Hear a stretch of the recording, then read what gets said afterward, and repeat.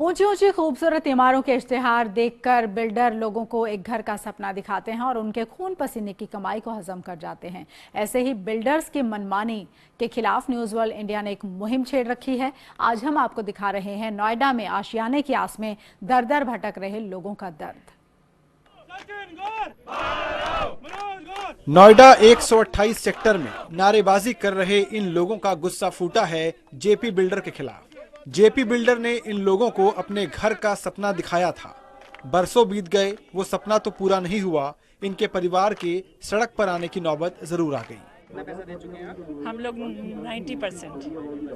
क्या कहा जाता है आपको हम जब भी आते हैं कहा जाता है कि इन टाइम मिलेगा, पर अभी पिछले 6 महीने से बोल रहे हैं कि डिले हो गया। जी, मेरा बेटा बाहर रहता है, उसने लिया था कि he wants to come back to India. He can not because we doesn't have place to stay.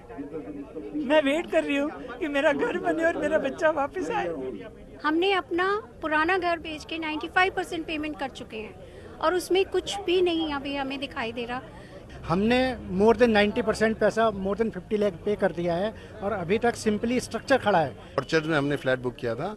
हम लोग 1 करोड़ 16 लाख रुपए दे चुके हैं, which is 95% of the money. 2 साल से प्रोजेक्ट में कंस्ट्रक्शन बंद हुई है, कुछ भी काम नहीं हो रहा है। इन लोगों ने जेपी ग्रुप के अलग अलग हाउसिंग प्रोजेक्ट्स में पैसा लगाया था। अपने घर की हसरत में किसी ने 30 लाख रुपए लगा दिए, किसी ने 70 लाख, तो कोई 1 करोड़ रुपए लगाए बैठा है। लेकिन लंबे इंतजार के बाद भी बिल्डर फ्लैट देने की बजाय तारीख पर तारीख दे रहा है।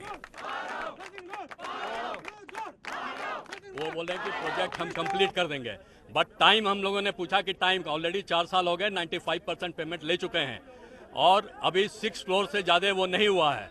तो टाइम फ्रेम वो नहीं दिए और बिना बस ऐसे ही जो है सब जवाब मैं दूंगा इस जन्म में, नहीं तो मीनिंग होता है अगले जन्म में होगा। और मैं जो है पैसा का अरेंज कर रहा हूँ, आप लोग भी सम्मिलित होइए मेरे अरेंज करने में। That was his message. बाहर खरीदारों की भीड़ नारे लगा रही थी और बिल्डर ने मानो दफ्तर से बाहर नहीं निकलने की कसम खा रखी थी। हंगामा बढ़ा, पुलिस आई तो आखिरकार जेपी ग्रुप के एग्जीक्यूटिव चेयरमैन और सीईओ मनोज गौड़ को भी दफ्तर से बाहर आना पड़ा। उनकी जुबान पर वही पुराना वायदा था जिसे वो बरसों से दोहरा रहे थे। मनोज गौड़ लोगों को जल्द ही घर देने का भरोसा दिला रहे थे, लेकिन लोग पहले की तरह उनसे खोखला वादा नहीं बल्कि पक्की तारीख चाहते थे। ना वो तारीख बता पाए और ना खरीदार संतुष्ट हुए। नतीजा ये हुआ कि बातचीत छोड़कर वो चलते बने।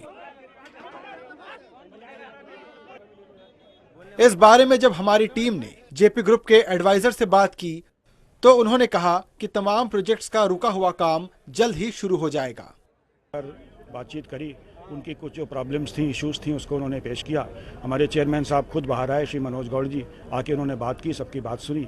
उन्होंने एश्योरेंस दिया कि जितना जल्दी हो सकेगा जो भी कंस्ट्रक्शन है उसको कंप्लीट करेंगे।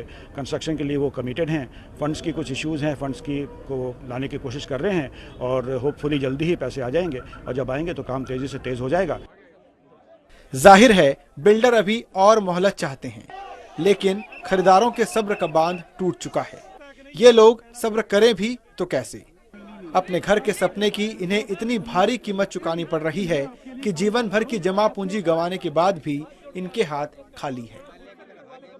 एक घर का सपना देखने और उसे पूरा करने के लिए एक आम आदमी अपनी पूरी जिंदगी लगा देता है, लेकिन जब उस घर को बनाने वाला बिल्डर धोखा देता है तो आदमी की कमर टूट जाती है।